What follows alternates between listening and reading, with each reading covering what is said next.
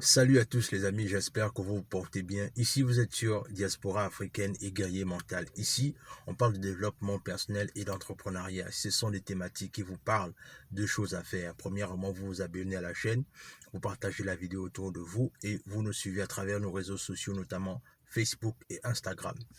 Alors, le truc, c'est que je constate que depuis un moment, nous les Africains, ce qu'on fait souvent la plupart du temps, lorsqu'on on fait face à une certaine situation catastrophique en Afrique, ce qu'on a toujours tendance à faire, c'est que on a toujours tendance à vanter le fait que, par exemple, je vais prendre un exemple simple. Si quelqu'un, par exemple, dénonce le fait que les routes ne sont pas praticables et que les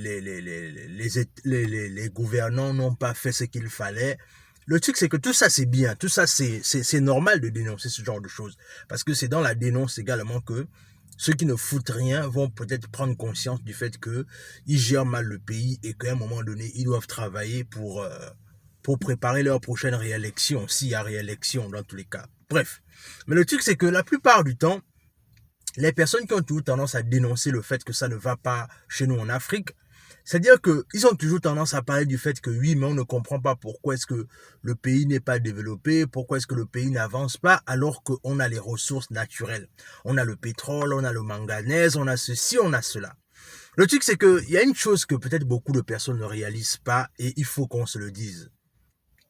Ce qu'on doit clairement comprendre, c'est que si on a toujours tendance à vanter ces mérites-là en disant que on a toutes ces ressources-là, mais on ne comprend pas pourquoi le continent ne se développe pas. En fait, il y a quelque chose que vous n'avez pas compris, les amis. Ce que vous n'avez pas compris, en fait, c'est que ce que vous pensez être des richesses, en fait, ce sont des ressources. Et le truc, c'est que tant qu'on ne va pas investir sur la formation de l'élite qui va transformer ces ressources-là en richesse, en fait, ce qu'on va juste faire toujours, c'est que on va toujours juste se plaindre, en fait. Le problème du continent africain, c'est que on ne comprend pas l'urgence et la nécessité d'investir dans l'éducation. C'est-à-dire que je vais m'aller plus loin en disant que on ne comprend même pas pourquoi c'est urgent de le faire. On est là, on néglige cela et on se plaint des mêmes choses. On se plaint du fait que oui, l'État ne fait pas son travail, mais le truc c'est que comment est-ce que l'État, la première chose dans laquelle on doit investir dans un pays, du moins un pays qui se veut sérieux, c'est sur son éducation. On prépare la jeunesse à être des futurs cadres demain pour transformer les ressources. Le truc, c'est que tant qu'on a tout tendance à dire, on a le bois, on a le manganèse, on a ceci, on a cela, en fait, ça va être simplement des simples illustrations qu'on va toujours et toujours à chaque fois faire. Les véritables enjeux, c'est qu'est-ce qu'on peut faire pour changer les choses? Où est-ce qu'on doit investir l'argent qu'on a? C'est ça le véritable enjeu. Que le se plaindre en disant les routes ne sont pas faites alors qu'on a un pays qui a le pétrole, non. C'est-à-dire que, est-ce que vous vous rendez compte que le pétrole est toujours là à l'état brut, hein? Vous avez dit que vous avez le pétrole, n'est-ce pas? Mais le pétrole commence à devenir une richesse quand, si et seulement si, les dirigeants africains, du moins les francophones, vont comprendre la nécessité d'investir dans l'éducation des futurs cadres qui vont transformer ces richesses, ces ressources-là en richesses. C'est aussi simple que ça. C'est une équation simple à résoudre. Le truc, c'est que les autres pays, eux, ils ont compris la nécessité d'investir dans l'éducation. C'est à cause de ça, on voit comment leurs pays sont bien conçus, on voit comment les choses sont bien faites. C'est pas le fruit d'un hasard. C'est simplement, ils ont bien investi dans l'éducation. Ce qui fait que quand l'éducation a été bien préparée, au final, ce qui se passe bien évidemment, c'est que ça devient quelque chose de naturel. Le fait de vouloir développer un pays, en fait, ça devient quelque chose de normal. Vouloir développer un pays, de vouloir développer on va dire ça comment, les secteurs d'un pays, parce que on a d'abord investi dans ce qui est primordial, c'est-à-dire l'éducation. Tant qu'on va négliger l'éducation et qu'on va privilégier la politique et qu'on va privilégier le vol, on va privilégier le détournement, mais c'est normal que tous les jeunes qui sont en Afrique, ce qu'ils veulent simplement, c'est devenir des politiciens.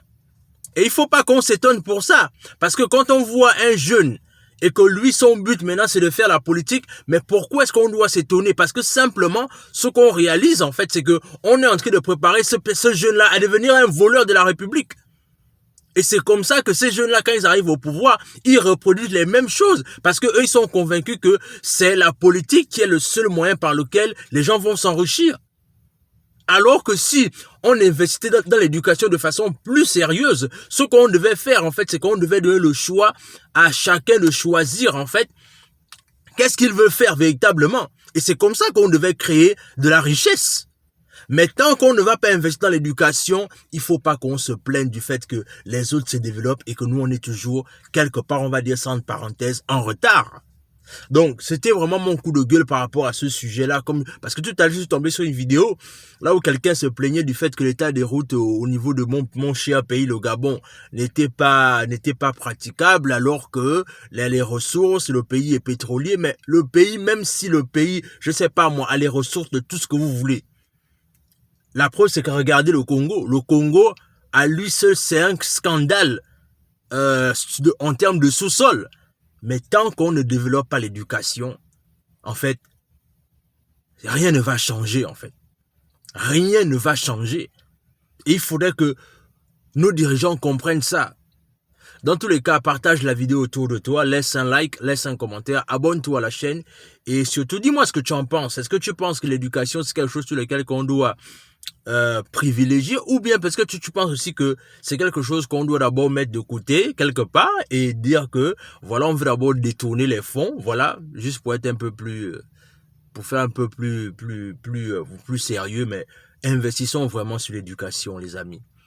Parce que le développement, ça ne surprend pas les vraies nations.